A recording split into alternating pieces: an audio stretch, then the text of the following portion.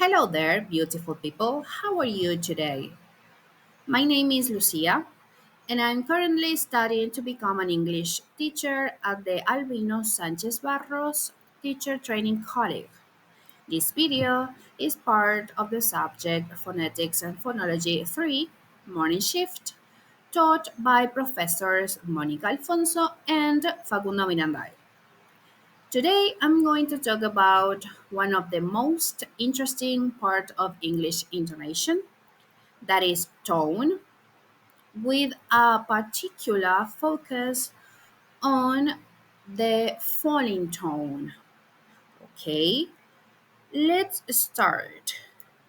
When we speak in English, sorry, our voice doesn't stay flat. It goes up and down in pitch. And that movement is what we call intonation. In English, this pitch movement is super important because it helps listeners understand meaning, not only what we say, but how we mean it. And now, in phonetics, we focus on something called the nuclear tone, which is basically the main pitch change in the sentence.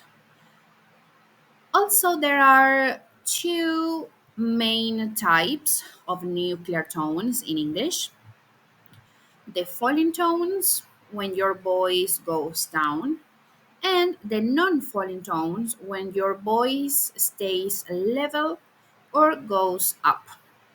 But today, I'm going to focus only on falling tones because they are probably the most common and expressive ones in English. So, what exactly is a falling tone? A falling nuclear tone happens when your voice starts high in pitch and then goes down, usually on the most important word in a sentence. That word is called the nuclear syllable, and it carries the main meaning or emotion of what you are saying. So, in short, the voice starts high or mid high and then it falls down.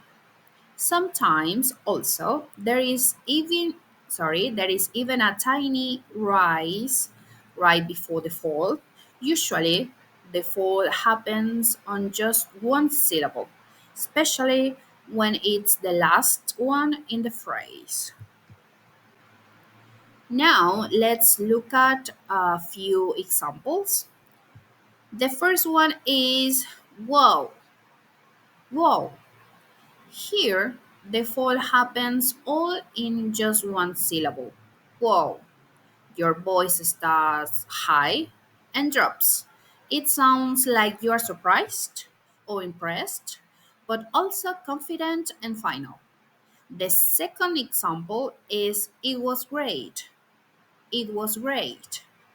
This time the fall is on great. Even though the sentence has three words, the main fall happens only on the last one because that's the nuclear syllable. So remember, even if there are small ups and downs before, the real tone is on the final important word. Those earlier movements are called prenuclear patterns, and they do not decide the tone. Okay, let's look at more examples. I really don't care. I really don't care.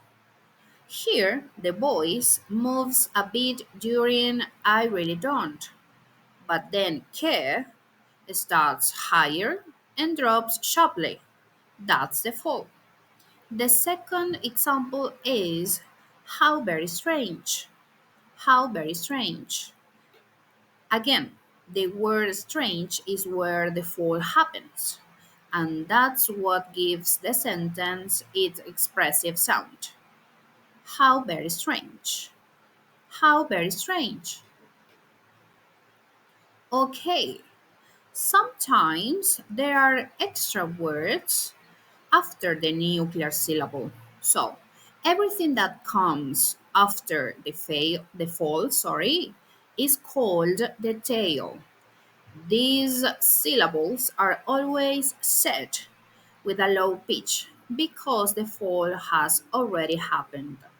For example, the word lovely. Lovely.